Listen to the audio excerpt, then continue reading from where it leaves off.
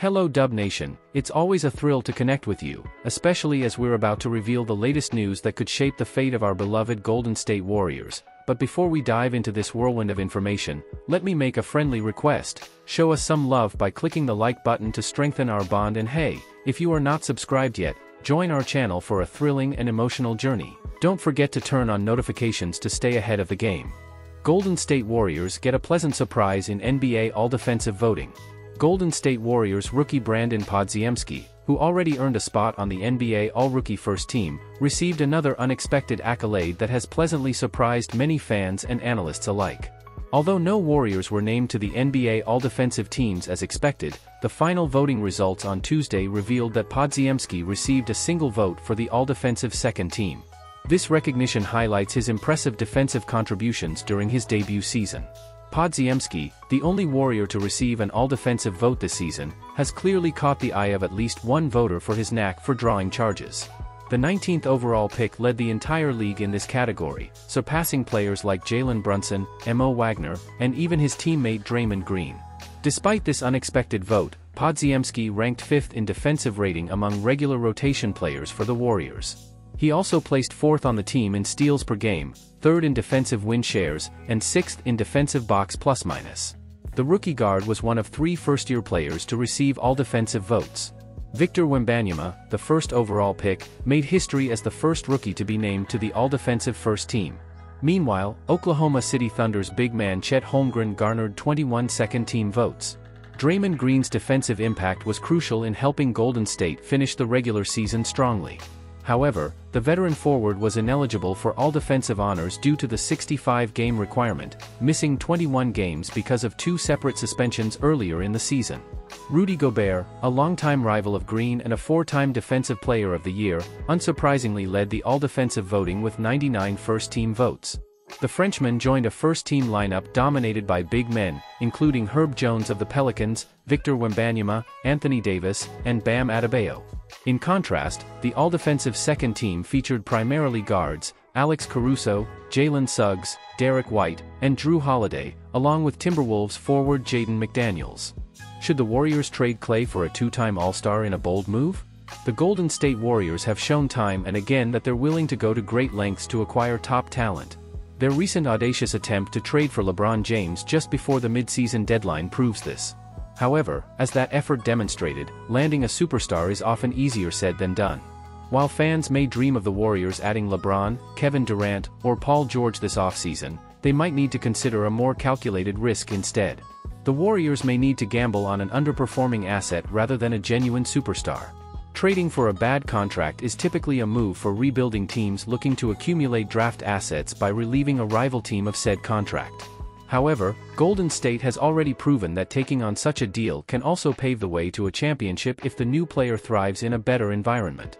This strategy worked brilliantly when the Warriors traded D'Angelo Russell for Andrew Wiggins in 2020. They not only acquired Wiggins but also a top 3 protected first-round pick, which turned into Jonathan Kuminga. At the time, Wiggins' contract was considered one of the league's worst, but 2 years later, he became an all-star and a key player for the Warriors. Enter Zach LaVine, a high-risk, high-reward proposition. The path back to title contention might not lie in acquiring a superstar, but in making a savvy move for a player whose value has plummeted. Zach LaVine fits this bill perfectly. The 29-year-old is coming off a season where he was limited to 25 games due to foot surgery. Should the Warriors take a chance on LaVine's undeniable offensive talent? LaVine signed a 5-year, $215.2 million contract with the Chicago Bulls in 2022, and he's set to earn $43 million next season. While this is a significant salary to add to their books, the Warriors could pull off this trade with the following offer. Warriors trade, Chris Paul, Kevin Looney, and Moses Moody. Bulls trade, Zach LaVine. Why the Bulls might consider this trade? This deal primarily represents a salary dump for Chicago, which has faced criticism for LaVine's contract since its inception. The value of his deal has only decreased due to ongoing injury concerns, with LaVine playing over 67 games just once in the past 8 seasons. Additionally, the Bulls had a better record without LaVine, 29-28, compared to when he played, 10-15, this season. Trading LaVine opens the door for Kobe White, who finished second in Most Improved Player voting, to continue his development. Despite paying Paul $30 million, the Bulls might prefer that over LaVine's remaining 3 years. Paul could mentor White and serve as a backup point guard, especially if Lonzo Ball's knee issues persist. Looney could support Nikola Vucevic, and Moody brings potential as a 3-and-D wing. Why the Warriors might be interested? This trade scenario hinges on viewing LaVine as a replacement for Klay Thompson rather than pairing them. In an interview with 95.7 The Game, Anthony Slater from The Athletic hinted that any trade involving Paul's non-guaranteed contract might signal Thompson's departure. The Warriors won't add LaVine while re-signing Thompson to a deal over $20 million per season. While they'd prefer Thompson at half the salary, LaVine could be a reasonable upgrade if he remains healthy. His offensive talent is unquestioned, averaging over 24 points in 4 of the last 5 seasons. The Warriors need a secondary scorer to support Stephen Curry, and LaVine could fill that role as a dynamic 3-level scorer. The bottom line. This trade could give the Warriors an all-star caliber player while maintaining flexibility for additional moves. They still have assets like Andrew Wiggins, Jonathan Kuminga, Brandon Podziemski, and future draft picks to pursue further trades. Contrary to initial perceptions, this trade isn't necessarily bad for the Warriors. The real question is what other moves they can make this offseason and whether Kuminga can step up as a 20-point scorer. Relying on LaVine as a second option is risky given his injury history, but as a third option, he could elevate the Warriors' offense significantly. Financially, it's a big gamble, but betting on themselves to unlock LaVine's potential could be the rejuvenating move the Warriors need. Retired referee attacks Warriors Chris Paul with shocking accusation amid Scott Foster feud. In the NBA, some of the fiercest rivalries don't even involve players facing off on the court. A prime example is the ongoing tension between referee Scott Foster and Chris Paul, which has persisted through Paul's time with the Los Angeles Clippers, Houston Rockets, Oklahoma City Thunder, Phoenix Suns, and now the Golden State Warriors. Former NBA referee Bill Spooner suggests that there might be more to this feud than meets the eye. Bill Spooner was one of the NBA's top referees for 32 years. He witnessed the rise of Michael Jordan's Chicago Bulls, officiated much of LeBron James' career, observed the growth of the San Antonio Spurs under Greg Popovich, and watched the peak of the Warriors dynasty.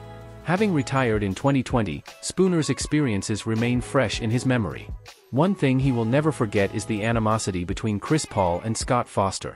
Foster's reputation has always been somewhat tainted, partly due to his close association with disgraced referee Tim Donaghy.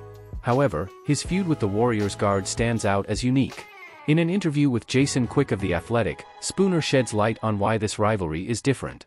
"I'll tell you, and I know you're recording me, but I get asked all the time, who are some of the toughest guys, some of the bad guys?